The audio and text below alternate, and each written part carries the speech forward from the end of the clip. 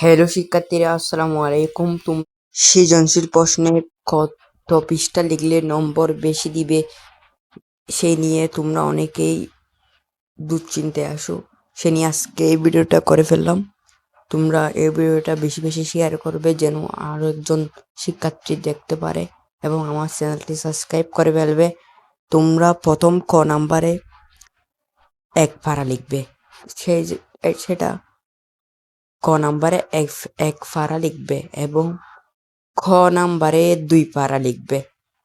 খ নাম খ খ নাম্বারে 2 পারা লিখবে, এবং গ নাম্বারে গ নাম্বারে 4 পারা লিখতে হবে। মাস্ট বি 4 পারা লিখতে হবে। ঘ নাম্বারে 4 পারা লিখতে হবে, এবং ঘরের গ গ গ নাম্বারে মাস্ট 5 পারা লিখতে হবে।